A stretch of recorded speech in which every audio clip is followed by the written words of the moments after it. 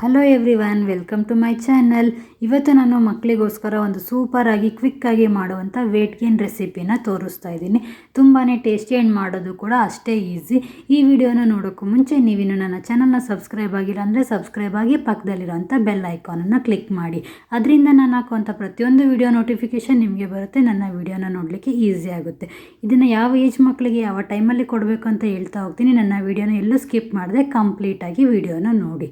ಇದನ್ನು ಮಾಡೋದಕ್ಕೆ ನಾನು ಫಸ್ಟಿಗೆ ಒಂದು ಬೌಲ್ ತೊಗೊಂಡಿದ್ದೀನಿ. ಇದಕ್ಕೆ ಸ್ವಲ್ಪ ಅವಲಕ್ಕಿನ ಹಾಕ್ಕೊಂಡಿದ್ದೀನಿ. ನೀವು ದಪ್ಪ ಅವಲಕ್ಕಿ, ಮೀಡಿಯಮ್ ಅವಲಕ್ಕಿ ಯಾವುದಾದ್ರೂ ತೊಗೋಬಹುದು. ಈ ಅವಲಕ್ಕಿನ ನೀರು ಹಾಕಿ ಕ್ಲೀನಾಗಿ ವಾಶ್ ಮಾಡಿಟ್ಟು ಆಮೇಲೆ ನೆನೆಸಿಟ್ಕೊಳ್ತೀನಿ. ದಪ್ಪನ ಅವಲಕ್ಕಿ ಆದರೆ ಒಂದು 15 to 20 ಮಿನಿಟ್ಸ್ ನೆನೆಸಿಟ್ಕೊಳ್ಳಿ.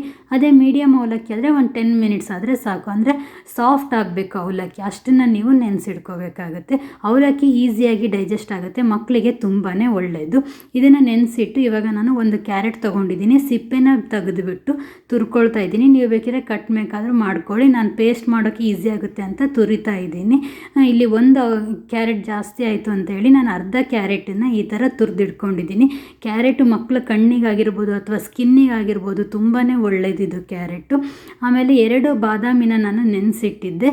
ಈ ಬಾದಾಮಿದು ಅಷ್ಟೇ ಸಿಪ್ಪೆನ ತೆಗೆದಿಟ್ಕೊಳ್ತಾ ಇದ್ದೀನಿ. ಡೈಲಿ ಕೊಡೋದ್ರಿಂದ ಮಕ್ಕಳಿಗೆ ಹೀಟ್ ಆಗಬಾರ್ದು ಅನ್ನೋ ಕಾರಣಕ್ಕೆ ನಾನು 2 ಬಾದಾಮಿನ ಹಾಕ್ಕೊಳ್ತಾ ಇದ್ದೀನಿ. ಸಿಪ್ಪೆನ ತೆಗೆದುಬಿಟ್ಟು ಹಾಕ್ಕೊಳ್ತಾ ಇದ್ದೀನಿ. ಬಾದಾಮಿನೂ ಅಷ್ಟೇ ಮಕ್ಕಳಿಗೆ ಒಳ್ಳೆಯದು, ಟೇಸ್ಟ್ ಕೂಡ ಚೆನ್ನಾಗಿರುತ್ತೆ. ಇವಾಗ ನೋಡಿ, ಒಂದು ಜಾರ್ ತೊಗೊಂಡು ತುರಿದಿಟ್ಟಿರೋಂಥ ಕ್ಯಾರೆಟ್ನ ಹಾಕ್ಕೊಳ್ತಾ ಇದ್ದೀನಿ. ಮತ್ತು ನೆನೆಸಿಟ್ಟಿರೋಂಥ ಅವಲಕ್ಕಿನ ಹಾಕ್ತಾಯಿದ್ದೀನಿ. ಅವಲಕ್ಕಿ ಏನಂದರೆ ಬೇಗ ಡೈಜೆಸ್ಟ್ ಆಗುತ್ತೆ ಮಕ್ಕಳಿಗೆ. ಹಾಗಾಗಿ ಆದಷ್ಟು ಅವಲಕ್ಕಿಯಿಂದ ಮಾಡಿರೋ ರೆಸಿಪೀಸ್ನೇ ನಾನು ನನ್ನ ಮಕ್ಕಳಿಗೆ ಕೊಡೋದು. ಅದರಲ್ಲಿ ಒಂದು ರೆಸಿಪಿನ ನಾನು ಇವತ್ತು ನಿಮಗೆ ತೋರಿಸ್ತಾ ಇದ್ದೀನಿ.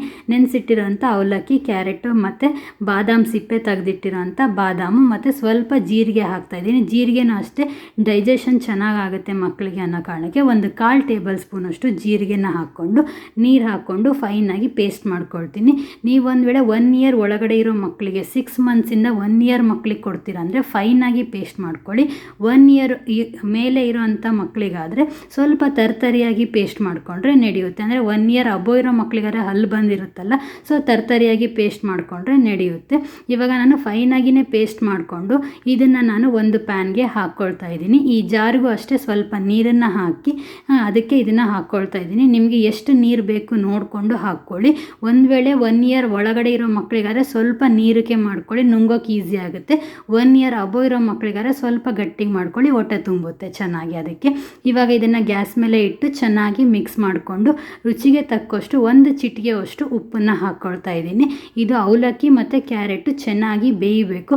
ಹಾಗಾಗಿ ಒಂದು 2 ಕುದಿನ ನೀವು ಇದನ್ನು ಕುದಿಸ್ಕೋಬೇಕಾಗತ್ತೆ. ಟೇಸ್ಟ್ ಅಂತೂ ತುಂಬಾ ಚೆನ್ನಾಗಿರುತ್ತೆ. ಕ್ಯಾರೆಟು, ಅವಲಕ್ಕಿ, ಬಾದಾಮಿ ಎಲ್ಲದೂ ಮಕ್ಕಳಿಗೆ ತುಂಬಾ ಒಳ್ಳೆಯದು. ನನ್ನ ಚಾನಲಲ್ಲಿ ನಾನು ಇನ್ನೂ 2 ವೇಟ್ ಗೇನ್ ರೆಸಿಪೀಸನ್ನು ಹಾಕಿದ್ದೀನಿ.